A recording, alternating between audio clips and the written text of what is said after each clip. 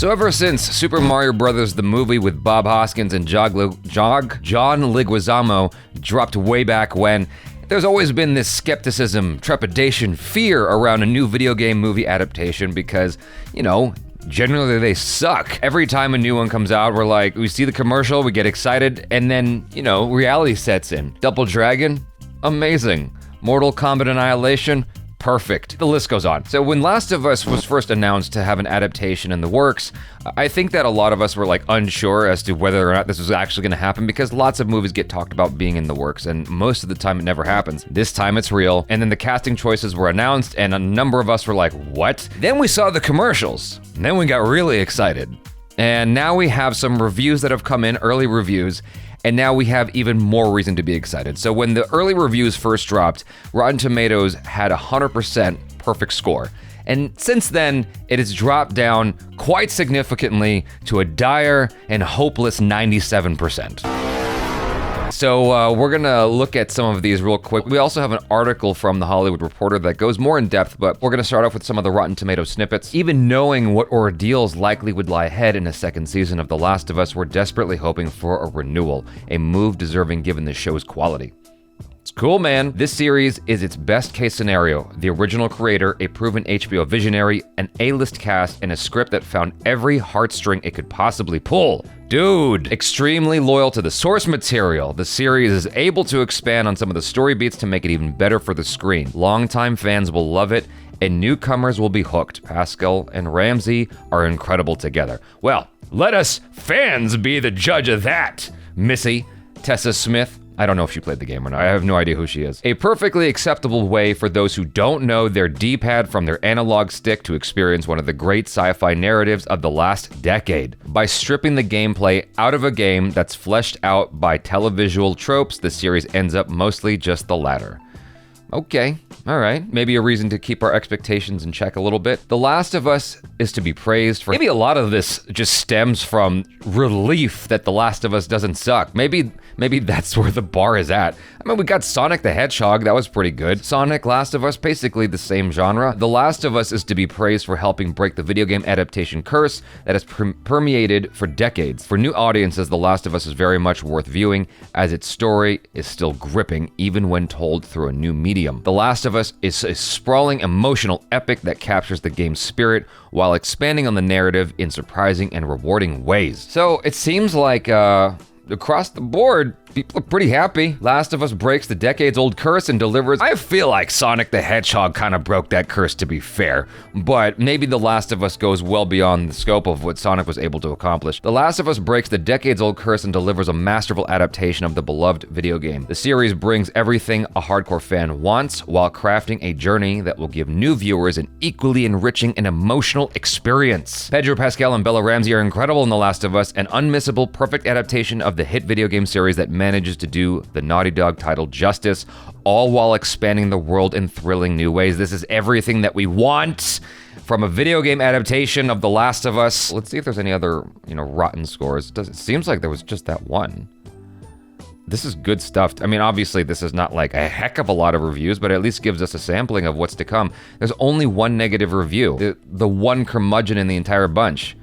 His name is Jabby Koei. Sometimes I get shit for being that curmudgeon, so that's why. And then other times I get shit for being too positive. Anyway, Hollywood Reporter. Last of Us review, Pedro Pascal and Bella Ramsey in HBO's powerful video game adaptation. The show could have some new things in there that I'm not familiar with, that people who have played the video game are not familiar with. All that to say, if there's anything in here that seems like it might be a spoiler for the show, I'm gonna just navigate around that and read it. HBO's Last of Us is by far the best video game adaptation ever made for the big or small screen. That is a statement. I thought Uncharted was pretty amazing. The best around.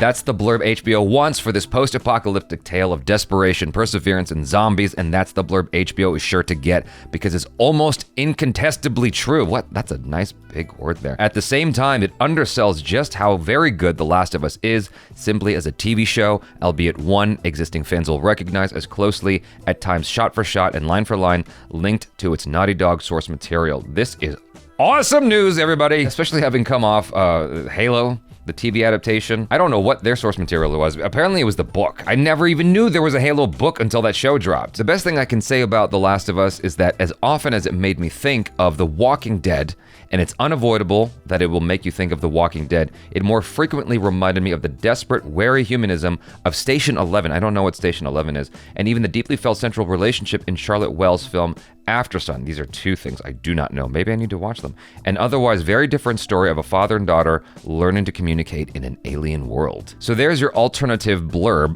HBO, one that I expect to see on billboards nationwide. The Last of Us. It's like Aftersun with horrifying mushroom men. What? Adapted by Craig Mazin, I apologize if I'm saying your name incorrectly, Chernobyl, with game creator Neil Druckmann, The Last of Us begins with okay. So, not reading that. I started to read ahead even more in this like summary article, and I was like, yo, there you are saying a lot of shit. So then I stopped, and I'm not gonna share it with you guys because I don't want to ruin it for you at all. There's some surprises. I think we get the point. I think there's enough here to go off of. We understand that this is almost as good as Double Dragon. This is almost as good as Mortal Kombat Annihilation, perhaps. Maybe, you know, on par with Hitman or Warcraft. Hopefully, it's at least in the same realm of quality as Assassin's Creed. There's just so many examples to draw upon that of just terrible video game movies, man. The respect that they have for the source material and the way that they're expanding on it according to reviews is very, very exciting, and it's everything that they should have been doing with video game movies and shows before. I don't know why they did not. I mean, arguably Halo expanded on the source material, you know? I mean, because the video game apparently doesn't have much to draw on, so they went to the books to get more. How many of you guys actually watched the Halo series? I watched it. I did not love it. Even if the end result is the show was good. Not amazing, but good. That's still a great new leaf for video game adaptations. And it shows that either way, it feels like this is being very respectful, not just to the source material, but to the fans, because it feels like oftentimes fans are totally disrespected in the process of making these things. And it's like, finally, like, why is it taking this long for that to happen? Speaking of video game adaptations, there's a new YouTube channel I started following called Matt Muscles, or Muck Muscles, and he did a video called Mortal Kombat Annihilation, What Happened. He's covered a number of these things, including the Street Fighter movie, and he goes in depth on what went wrong with these movies. And it's so cool to be able to get some insight as to how it failed to hit the trajectory of a good movie. It helps you to understand like what's been going on in the brain of Hollywood in making these movies before. It gives us insight into the evolution of how we got here today. Anyway, looking forward to The Last of Us, and so can you. I'm Jabby Kaway. Peace out. You're alive. Too bad you will die.